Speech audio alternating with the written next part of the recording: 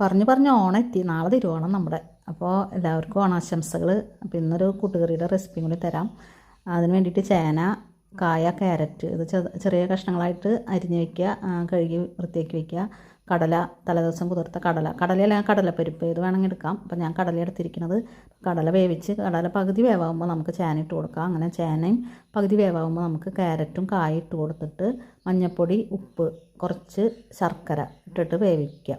നന്നായിട്ട് വേവിക്കുക. വെന്തതിന് ശേഷം നമുക്ക് നാളികേരം ചെരുകിയതിൽ കുറച്ച് ജീരകം, നാളികേരം കൂടിയിട്ട് അരയ്ക്കണം. അരച്ചിട്ട് നമുക്ക് ഈ കറിയിൽ ചേർത്ത് കൊടുക്കാം. എന്നിട്ട് നന്നായിട്ട് ഒന്നുകൂടി വേവിക്കുക. നന്നായിട്ട് വറ്റി വരുമ്പോൾ നമുക്ക് അതിൻ്റെ കൂടെ ഉപ്പ് കൂടി ചേർക്കണം. പിന്നെ കുറച്ച് മുളക് പൊടി, ഒരു സ്പൂൺ മുളക് പൊടി കൂടി ചേർത്തിട്ട് നന്നായിട്ട് വേവിക്കുക. വെന്ത് വെള്ളം നന്നായിട്ട് വറ്റി വരുമ്പോൾ നമുക്ക് വെളിച്ചെണ്ണയിൽ കടുക്, കറിവേപ്പില, ഉണക്കമുളക്, പിന്നെ നമുക്ക് നാളികേരം ചിരകിയത്, അതാണ് ഇതിന് ഏറ്റവും രുചി കൊടുക്കുന്നൊരു കാര്യം.